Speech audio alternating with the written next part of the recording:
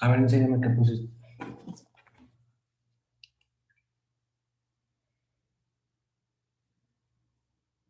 También les mando un mensaje por Telegram.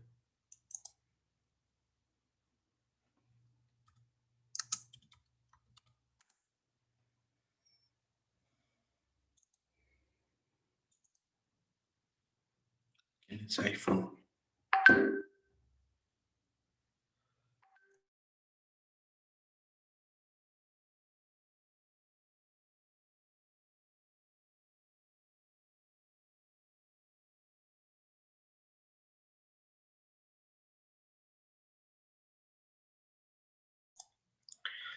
Buenas noches, una disculpa por el inconveniente. Vamos a retomar la sesión, por favor. Doctor, ¿ya estás listo? ¿Estás por ahí?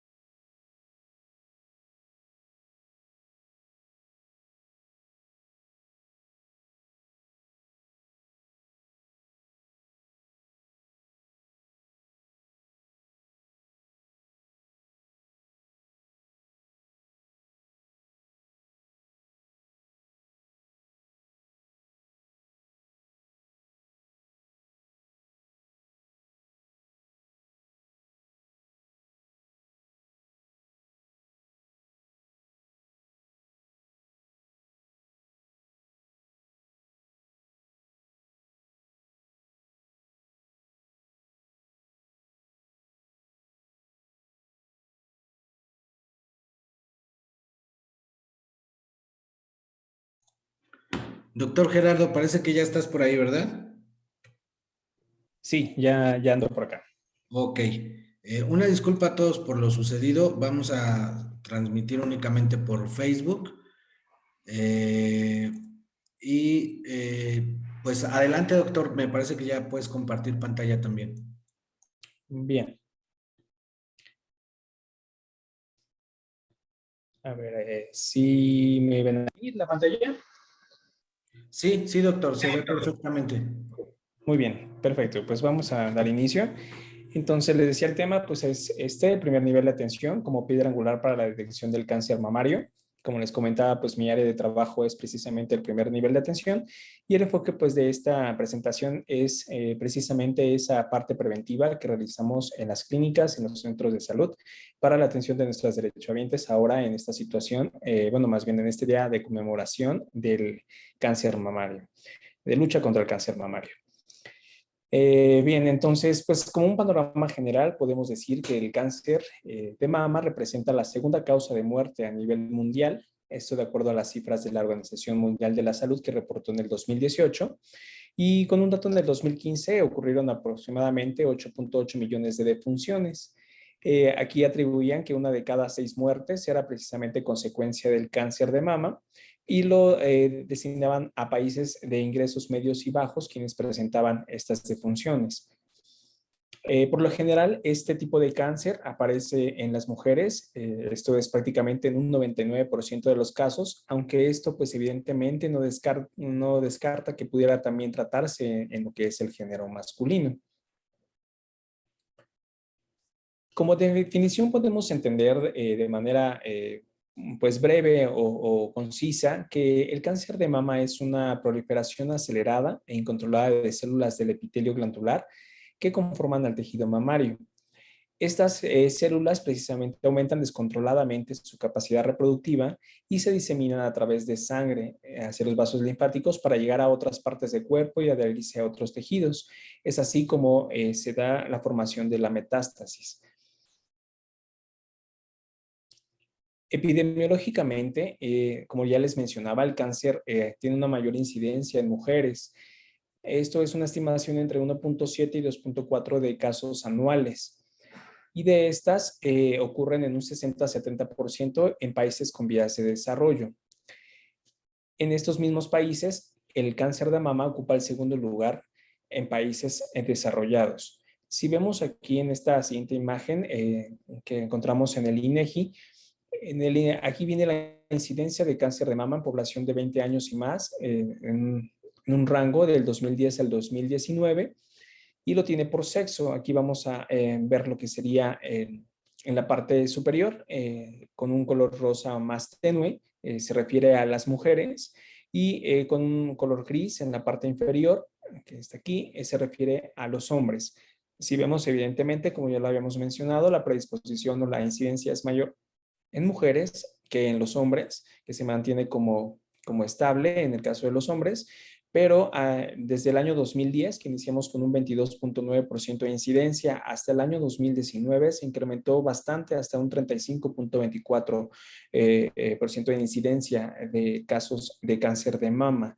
Y esto pues es verdaderamente preocupante porque finalmente es la población que estamos atendiendo actualmente, la población productiva, porque estamos hablando de 20 años y más, que son todas las mujeres que se encuentran trabajando, estudiantes, ¿no? Y que finalmente, a veces, en ocasiones, hablando de la parte preventiva por esta condición de estudio o de trabajo, pues son las que menos acuden a los servicios de salud para generar una detección.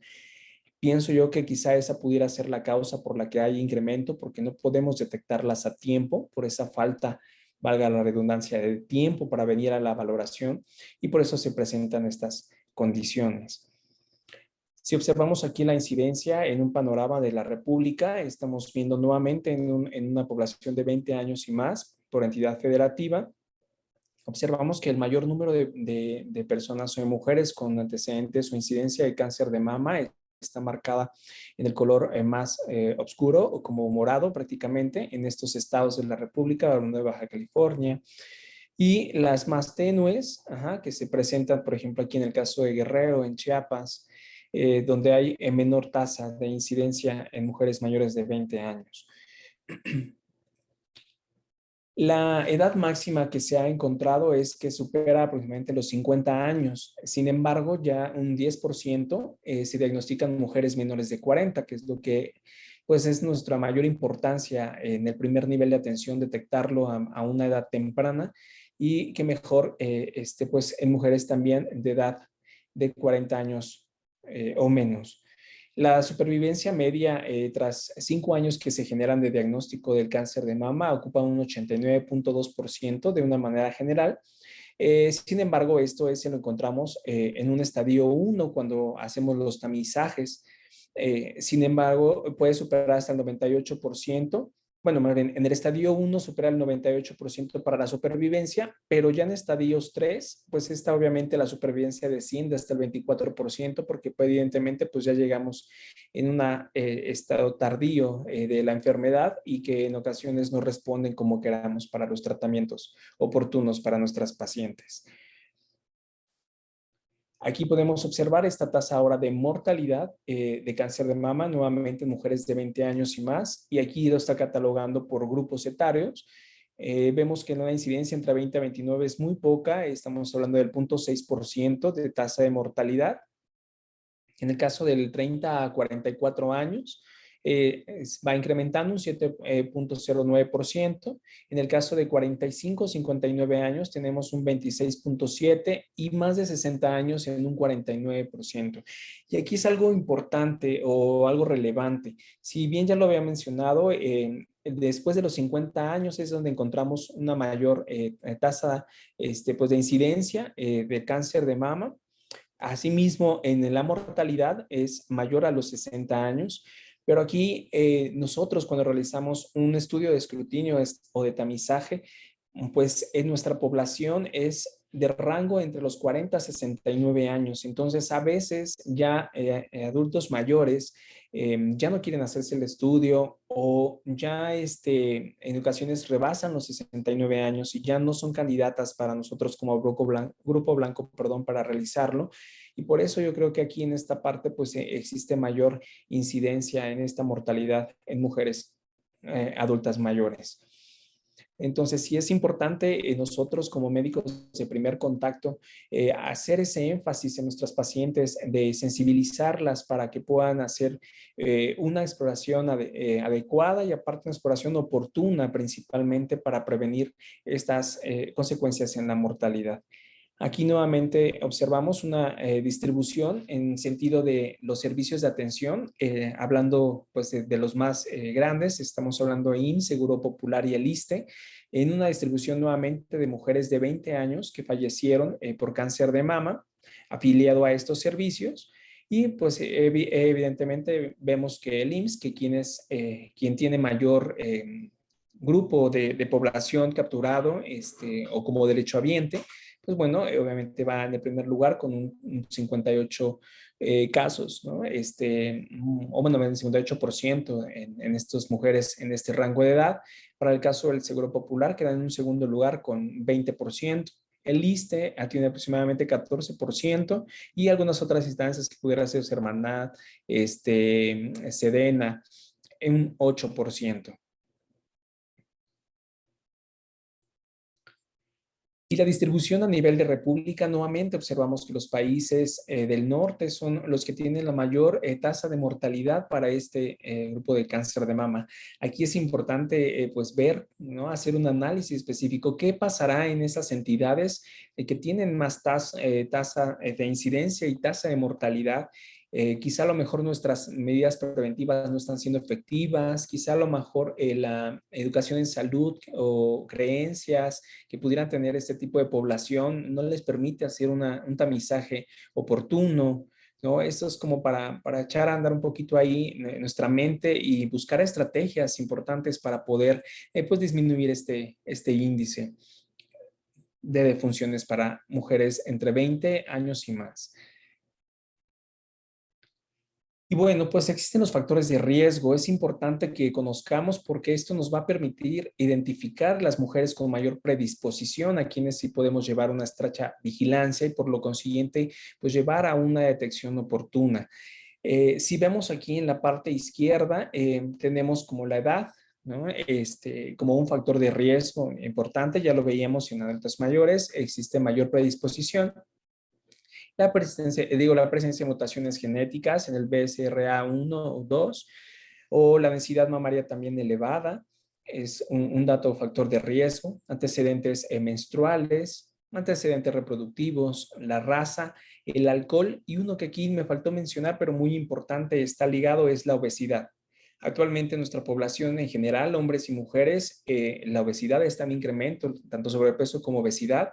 Nuevamente las mujeres vuelven a ser el número uno en esta condición, este padecimiento de la obesidad. Sin embargo, el hombre no se queda atrás y es importante reforzar esa medida porque pues la obesidad no solamente va a repercutir en este caso hablando del cáncer de mama, sino repercute en muchos otros factores como los cardiovasculares, ¿sí? En la situación de dislipidemias, eventos vasculares cerebrales que pueden condicionarse derivados de la obesidad, alteraciones pulmonares, etcétera, ¿no? Entonces es un factor muy, muy importante que tenemos que tener en cuenta y del cual sí podemos incidir de primera instancia en nuestros pacientes para poder evitar consecuencias con otras patologías y hablando de esta, pues del cáncer de mama.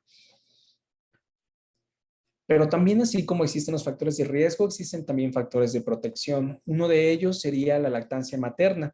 Estudios han demostrado que amamantar reduce el riesgo de cáncer de mama entre un 4.3 y un 7% por cada bebé amamantado.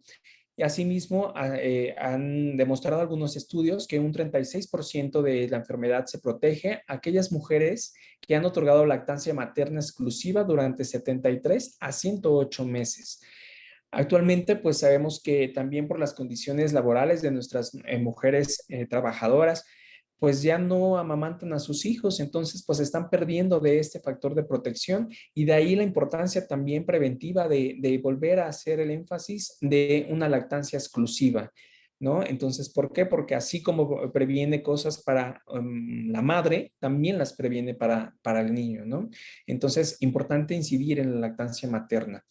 Y otro factor de protección, pues es la actividad física, que es realizar ejercicio pues, regularmente. Nosotros sabemos que por lo menos de 20 a 30 minutos diarios disminuyen mucho el estrés a nivel endotelial, así como factores cardiovasculares. Y bueno, se ha encontrado que disminuyen el riesgo de hasta un 25 o un 40% de predisposición para cáncer de mama si estamos en actividad física constante. Entonces, es importante incidir en nuestros pacientes el hábito de la actividad física. Ahora, algo importante, vamos a pasar a la parte del diagnóstico. No sé si hasta aquí tengan alguna duda. No, todo bien, doctor, gracias. Bien, hablando de lo que es el diagnóstico y el tamizaje, lo puse aquí precisamente versus diagnóstico tamizaje porque es importante entender qué significa uno y qué significa el otro. Entender el diagnóstico temprano, esto lo vamos a explicar como una respuesta adecuada de nosotros como profesionales de salud para poder ser muy vivaces para encontrar cuáles son los signos característicos que pudiera presentar nuestra paciente o síntomas para poder nosotros sospechar en un cáncer de mama. Si nosotros detectamos oportunamente esa sintomatología, entonces rápidamente podemos hacer ese escrutinio y detectar si tenemos la presencia del cáncer o no.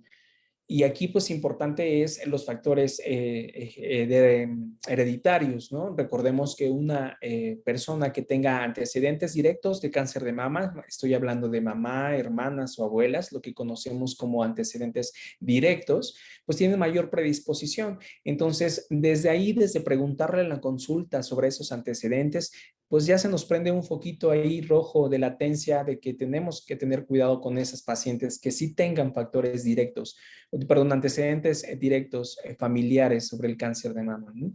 Y aquí pues ahondará con el resto de sintomatología que nosotros podamos diagnosticar tempranamente en nuestra exploración de mama. Y aquí algo importante, nosotros ya actualmente no tocamos a nuestros pacientes. A veces por la premura, puedo hablar a lo mejor quizá en este sistema que me encuentro institucional, tenemos una sobrecarga de trabajo con muy poco tiempo de los pacientes y a veces eso no nos da la pauta para poder hacer una exploración como nosotros quisiéramos o como nos la enseñan cuando aprendimos medicina.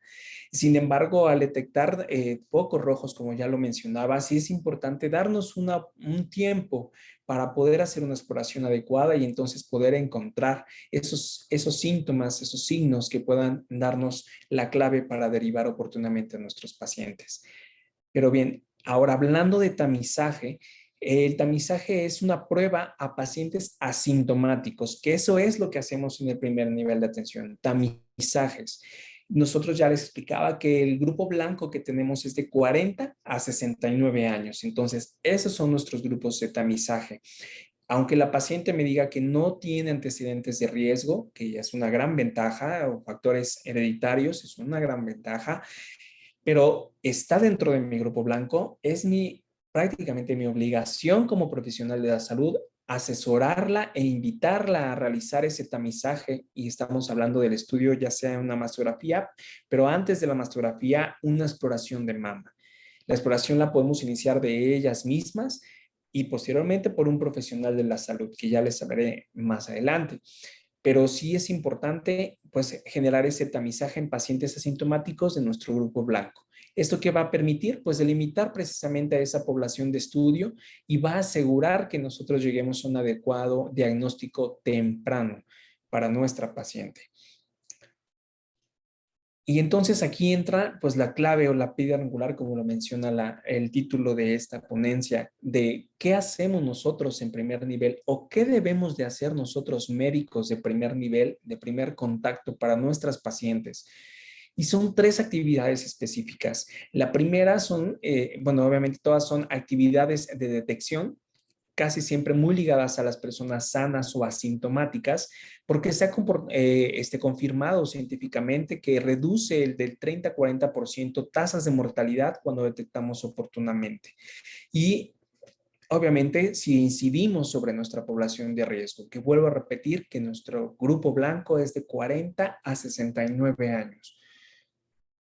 Y entonces esas actividades que en México pues realizamos y que van dirigidas de acuerdo al grupo etario de las mujeres es primeramente la autoexploración. Tenemos que incidir en nuestras pacientes, explicarles a nuestros pacientes cómo debe hacer esa autoexploración, cuáles son los beneficios de autoexplorarse. Muchos ya spots, muchas campañas que se han dado publicitarias de tócate, cuida a tus mamas, ¿no?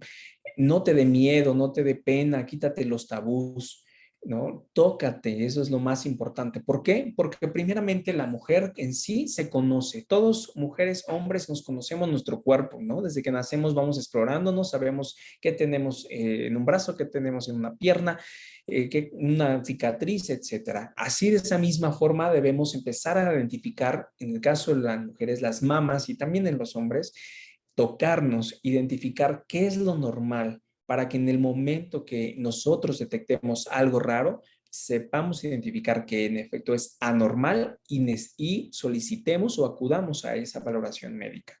Entonces, es importante incidir en la autoexploración. El siguiente es un examen clínico.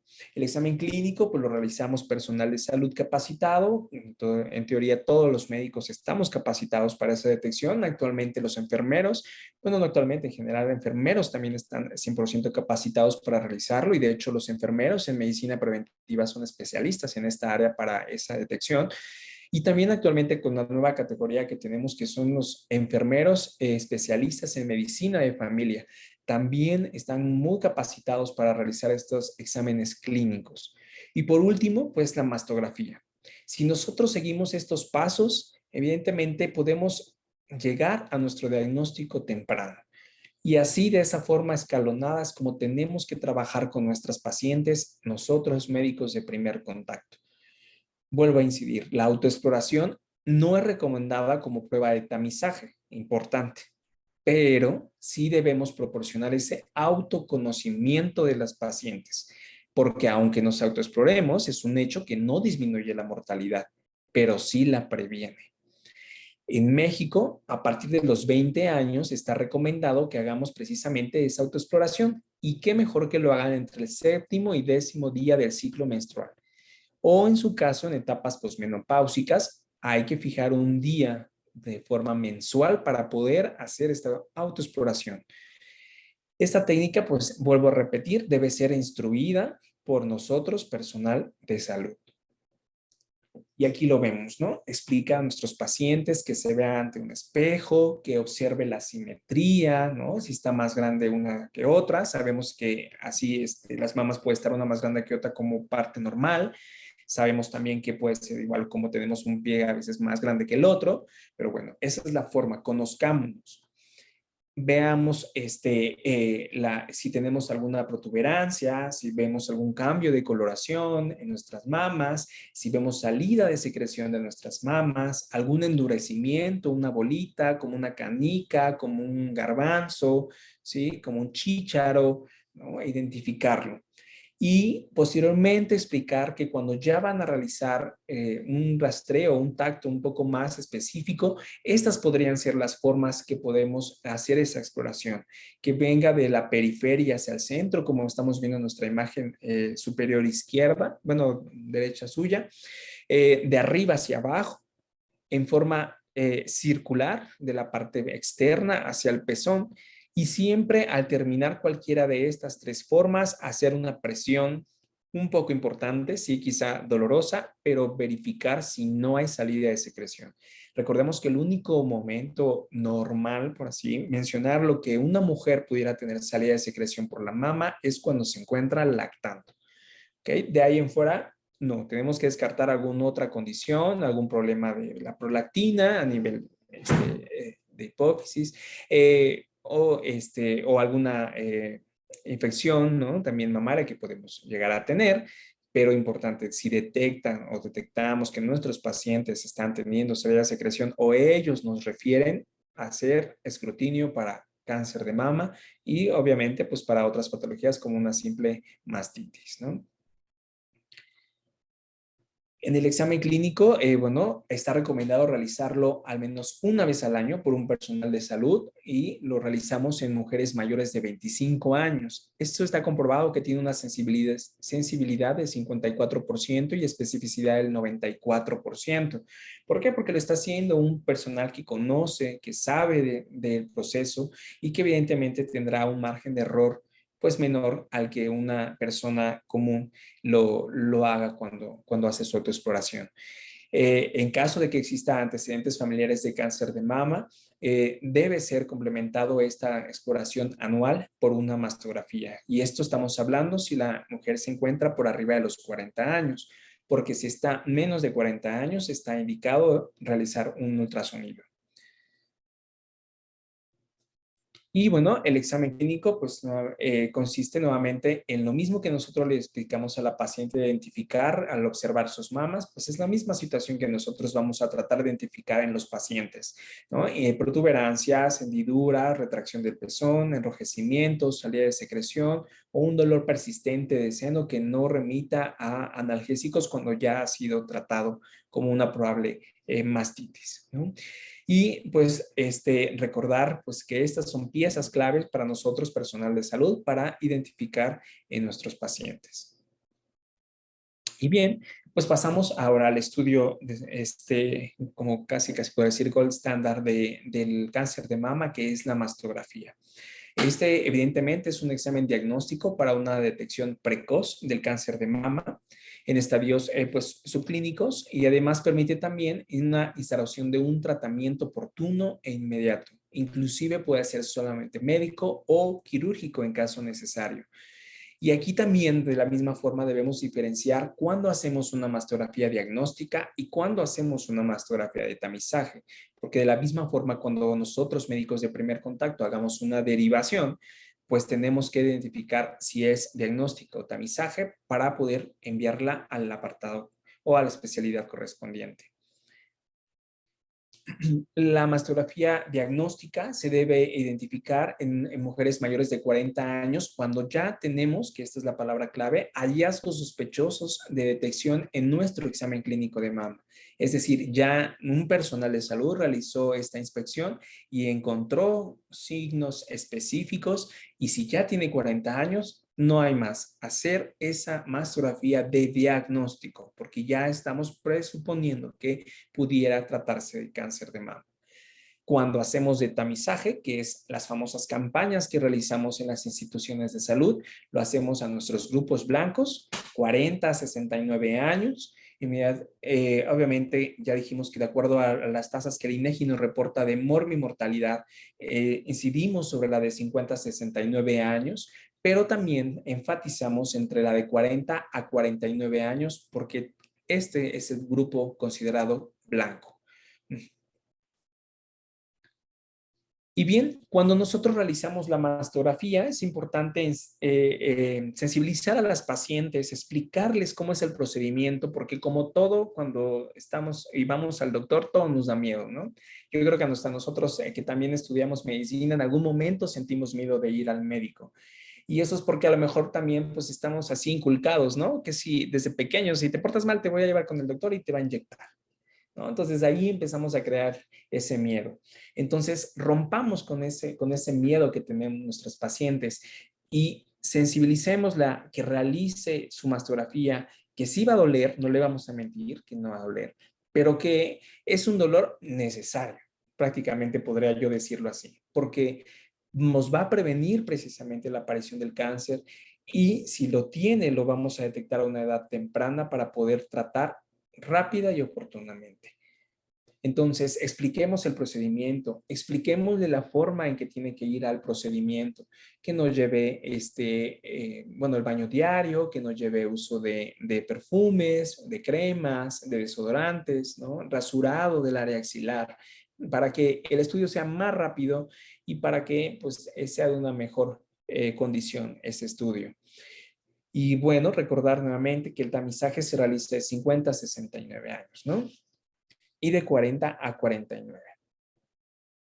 Y bien, entonces cuando nosotros hacemos la mastografía, que ya tenemos el resultado, es muy, muy importante saber identificar la clasificación que nos otorga la mastografía, porque me ha pasado en repetidas ocasiones que nos confundimos con la clasificación y estoy hablando ahorita que veamos este BRADS por sus siglas en inglés, a este sistema de categorización, que a veces mandamos a hacer estudios complementarios a pacientes que no lo necesitan, y hablo de un BRADS 1 que es considerado también normal. Si ya hicimos un adecuado historia clínica sobre antecedentes, las preguntas necesarias para los antecedentes, si ya hicimos una exploración adecuada sobre que no tengamos una sintomatología propia para sospecha de cáncer de mama y tenemos la clasificación entre 1 y 0, es normal. Informemos a nuestros pacientes que estén tranquilas, pero que eso no exime que si no tenemos antecedentes directos se realice cada 2 años. Pero si sí tenemos antecedentes directos de cáncer de mama, se realice una vez al año. Y bueno, pues este objetivo de la clasificación es estandarizar el informe de esta mastografía para que facilitemos precisamente esa comunicación médico-paciente y identifiquemos adecuadamente y enviemos o derivemos a nuestro paciente oportunamente al segundo nivel de atención. Y esta clasificación, pues ya bien la conocemos. Empezamos por un BRAD 0, que es considerado un estudio incompleto. Por lo tanto, necesita de una evaluación o de imagen adicional.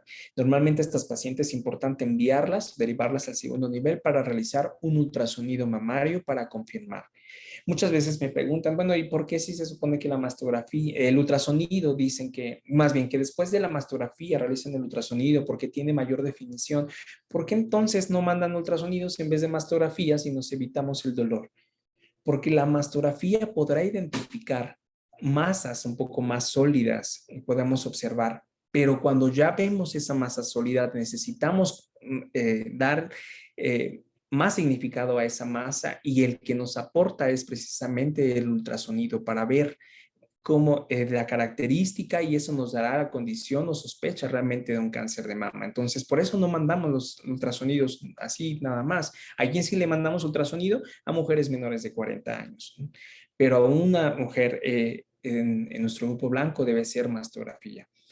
Un BRAF 1, ya les mencionaba, es negativo para malignidad. Está considerado como un riesgo 0% para cáncer. Entonces, no manden a los pacientes BRAF 1 con el ginecólogo. No me espanten a los pacientes que están mal, porque van muy asustadas las pacientes. Y con un BRAF 1 no es necesario realizar un segundo estudio, ¿sí?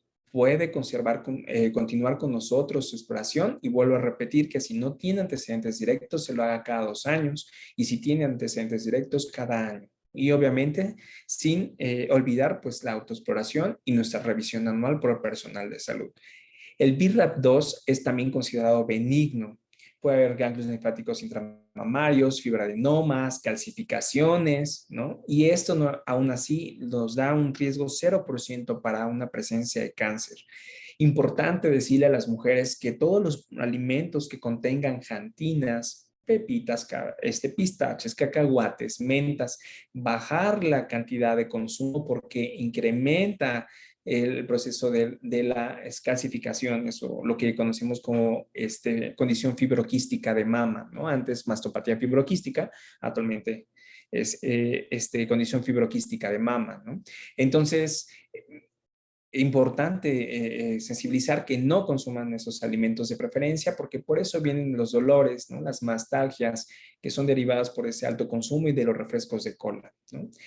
El BRAF 3 es considerado un probable benigno aunque hay nódulos circunscritos, asimetrías focales, microcalcificaciones, pero sí hay una leve incidencia para sospecha de cáncer. Por lo tanto, también derivamos a los pacientes con BIRAT3 a un segundo estudio.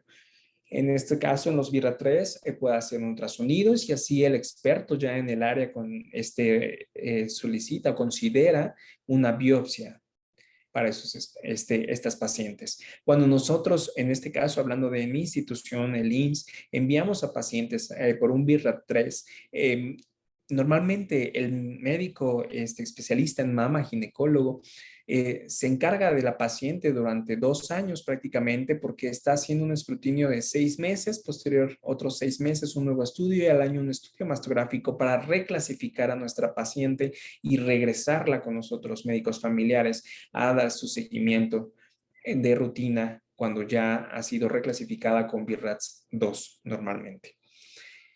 Después tenemos el BIRATS 4, que es altamente sospechoso. Podemos ver nódulos de contornos definidos o microcalcificaciones pleomórficas. Y esta tiene una subclasificación a 4A, B y C. Y si ustedes observan, de acuerdo también a esta subclasificación, va incrementando el porcentaje de presencia o de riesgo para el cáncer, ¿no? Un 4C ya es una alta malignidad que puede ir de un 50 hasta un 95% de incidencia para un cáncer maligno de mama. Y por último, el BIRAT5, que es ya sugestivo de malignidad, donde podemos observar nódulos estrellados o microcalcificaciones moleculares y un riesgo de cáncer mayor al 95%, ¿no? Y por último, pues un BIRAT6, que ya es confirmado un cáncer por biopsia. Entonces, importante hacer nuestro tamizaje para las mastografías en nuestro grupo blanco y cuando tengamos el resultado, informar a nuestras pacientes y derivar oportunamente. Vuelvo a repetir, ¿a quién derivamos? A un BIRAT 0 para estudios complementarios, así como un BIRAT 3 y quienes son ya con la alta sospecha a partir del BIRAT 4, independiente de su subclasificación, el BIRAT 5 y el BIRAT 6. Cuando nosotros ya derivamos a segundo nivel, pues ya será oportunidad del médico especialista en mama que nos clasifique si diagnostica como cáncer de mama a nuestra paciente. Y aquí pues esta estadificación es en base a la clasificación del TNM, que finalmente no me voy a meter mucho, lo coloqué, ahorita nada más los menciono, pero bueno, ya esa clasificación depende de ese especialista en mama, que normalmente es un ginecólogo con expertise en mama, y nos va a hacer esa clasificación y él es el que va a decidir cuál será el tratamiento para esa paciente, si puede irse hacia un tratamiento médico o si es necesario ya un tratamiento combinado con quirúrgico, ¿no? Entonces, y esa clasificación pues va desde el estadio 0, que ya es carcinoma in situ. Aquí lo podemos clasificar como lobular in situ o ductal, ¿no? Estadio 1, cuando ya el tumor que llegan a encontrar está por menor a 2 centímetros y que no se ha diseminado. Estadio 2, que incluye ya cualquiera de estas características, menor de 2 centímetros, pero que ya hay afectación a ganglios axilares, cuando ya sube de los 2 centímetros y puede llegar hasta 5 con o sin diseminación axilar. Cuando el tumor mide mayor a 5 centímetros, pero sin afección ganglionar. Y por último, estadio 3, que también hace una subclasificación, que ya estamos hablando de tumores más grandes, de 5 centímetros, y que tienen ya repercusión hacia ganglios axilares, retroesternales, inclusive supraclaviculares. Y el estadio 4, que es un tumor que ya se ha diseminado en otras partes del cuerpo, lo que conocemos como pues las METs o metástasis, ¿no? Entonces, ¿para qué llegar a esta estadificación si nosotros podemos incidir desde el proceso de autoexploración y de una exploración clínica por un profesional para que nuestros pacientes no lleguen a esto? Entonces, de ahí la importancia y el mencionar en el título que el primer nivel es la piedra angular, no solo para el cáncer de mama, es la piedra angular para la mayoría de las enfermedades que pueden ser prevenibles. Entonces, sensibilicemos a los pacientes, ayudemos, informemos, sigámonos capacitándonos, sigamos pensando nuevas estrategias. Somos cambiantes, nuestra población es muy cambiante, nuestra población de hecho ya va a cambiar a adultos mayores en nuestra pirámide poblacional, entonces ya vienen nuevas patologías o patologías que veíamos muy rezagadas, ahora van a ser como las de primera atención, ¿no? Entonces, estamos en la oportunidad de poder todavía corregir esta situación o si no corregirla, por lo menos disminuir esas tasas de incidencia y mortalidad de las enfermedades prevenibles o no transmisibles como las conocemos médicamente y qué mejor que ahorita el cáncer de mama y con nuestras mujeres. Entonces, no me queda más que darle las gracias por su tiempo. Aquí concluye la presentación y vuelvo a repetir, nosotros médicos de primer contacto somos esenciales como lo es cualquier otro médico con especialidad o sin especialidad, pero el hecho de que nosotros hayamos estudiado medicina es porque nos gusta. Entonces, amemos lo que hagamos, demostremos ese amor de esa forma con la prevención. Recordemos que prevenir es asegurar una vida de calidad. Muchas gracias. Muchas gracias, doctor Gerardo. Vamos a abrir la ronda de preguntas y respuestas. Tenemos algunas preguntas en Facebook, que es donde estamos transmitiendo en vivo. El usuario César FP pregunta si hay algún factor protector en el embarazo y el cáncer de mama. Y también pregunta por qué es recomendable hacerlo entre 7 y 10 días de la menstruación.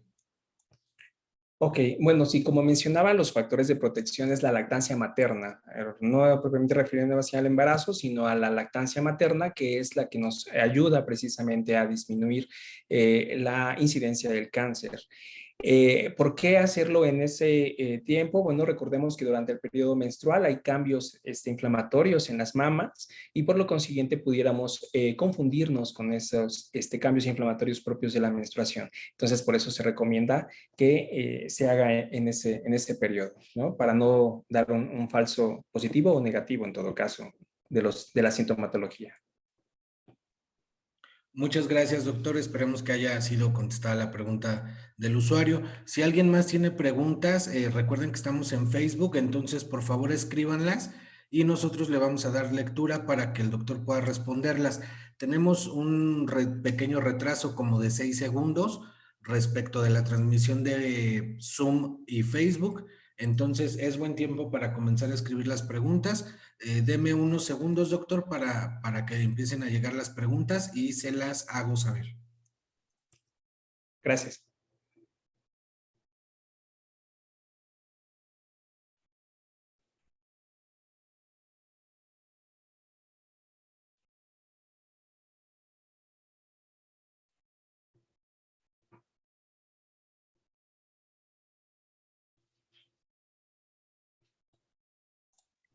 Ok, doctor, aquí en el chat tenemos una pregunta. Dice, mujer de 42 años, nulípara con BIRATs de 3 y sin antecedentes de cáncer de mama. ¿Qué más acciones puede tomar para prevenir?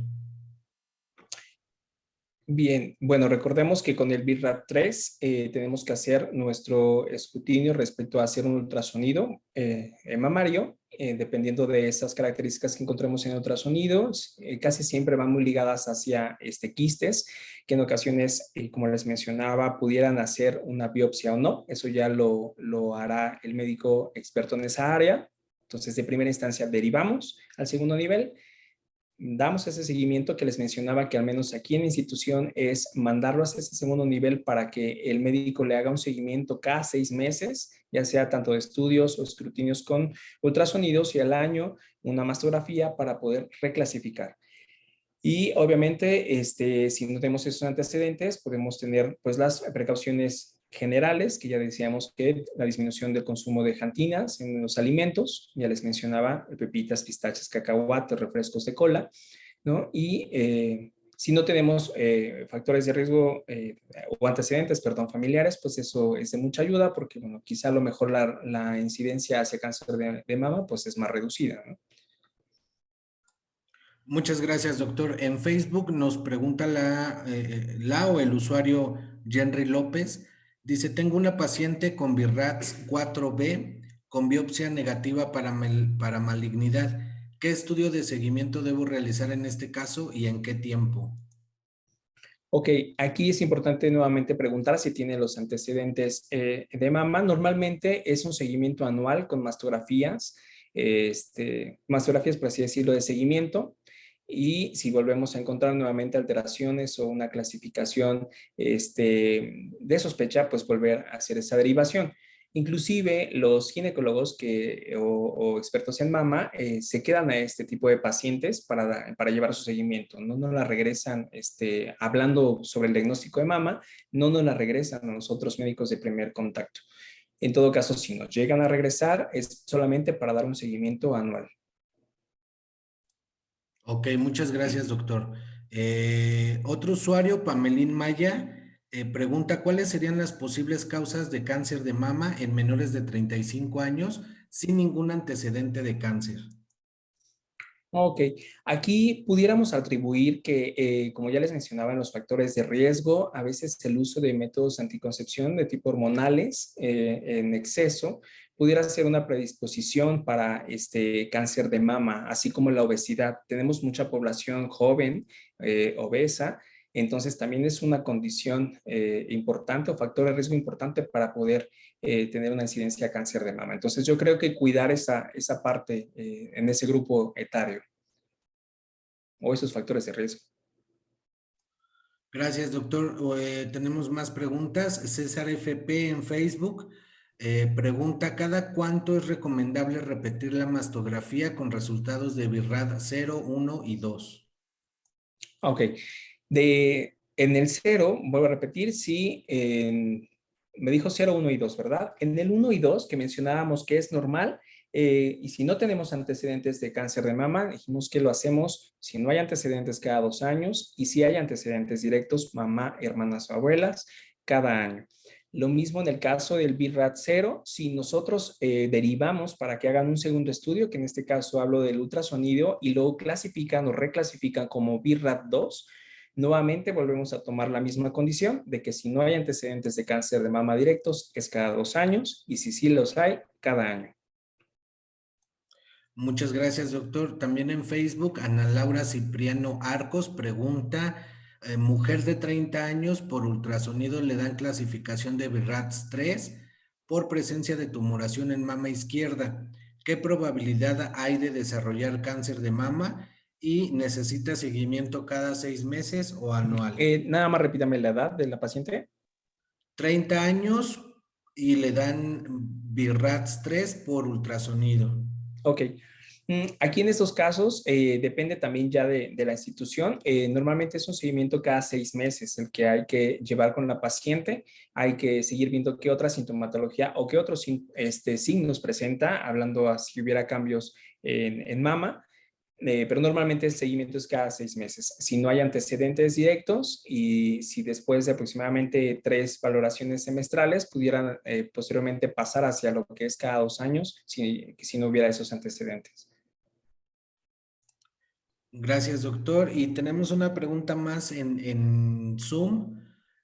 Nos dicen, desde que comenzó la campaña de prevención de cáncer de mama hasta todas las estrategias del Sistema Nacional de Salud hasta el día de hoy, 2021, ¿realmente han funcionado esas estrategias? Bien, aquí es precisamente como les mencionaba al inicio de la presentación, que yo creo que no en todas, no puedo a lo mejor, quizá me voy como a acelerar, ¿no? En la pregunta, puedo decir que en un 50 y un 50%. ¿Por qué?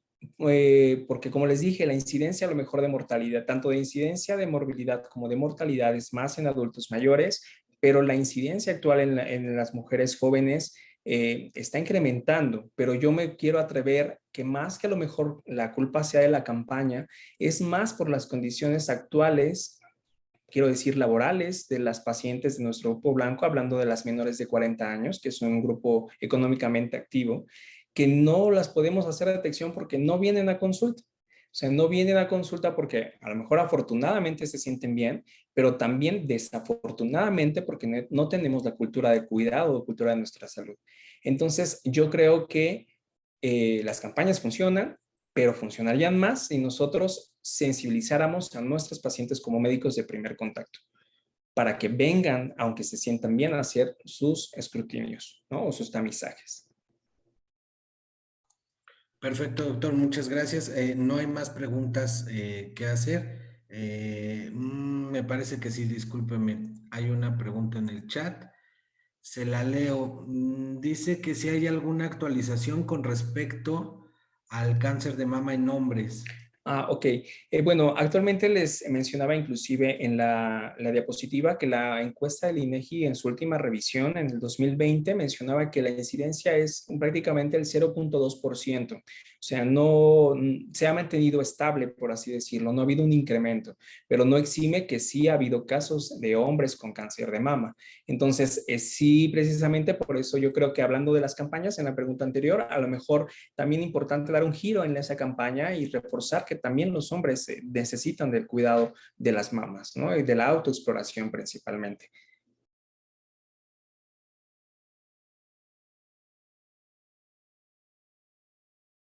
Perfecto, doctor. Muchas gracias. Déjeme ver, hay un otro chat.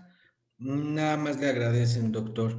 Me parece que ya no hay más preguntas ni respuestas. Perdón, no hay más preguntas. ¿Tiene algún comentario, doctor, para cerrar? No, más que nada, pues agradecerles a ustedes pues el apoyo, bueno, y con el gusto de participar y volver a recordar, ¿no? Con lo que cerraba. Prevenir nos dará una mejor calidad de vida y pues está en nuestras manos hacerlo, ¿no? Vuelvo a repetir, no solo el cáncer de mama, es obvio que por este mes es importante volver a recordarlo, pero todas las enfermedades no transmisibles son importantes y candidatas para una prevención. Entonces, hagamos valer lo que somos los médicos de primer contacto. Muchísimas gracias, doctor. Gracias a todas y todos por estar aquí. Una disculpa nuevamente por lo sucedido en el primer intento de la sesión. Vamos a corregir esas situaciones. Me parece que se llevó a buen término esta sesión a través de Facebook y gracias a los que están en Zoom por su respeto y por su profesionalismo. Él fue el doctor Gerardo Alberto López González. Él es médico cirujano y partero por la Escuela Superior de Medicina del Instituto Politécnico Nacional, es maestro en gestión directiva en salud por la Universidad del Valle de México, médico familiar por la Facultad de Medicina de la UNAM, actualmente es responsable de la unidad médica del Centro de Ejecución de Sanciones Penales Varonil Norte, jefe de departamento clínico en la Unidad Médica Familiar 184 del IMSS y es el secretario general de AMOFAC. Un honor, doctor, tener a un profesional de su tamaño en AMOFAC. Muchas gracias a todas, muchas gracias a todos. Excelente noche. Gracias, el honor compartido. Buenas noches a todos y gracias por su atención.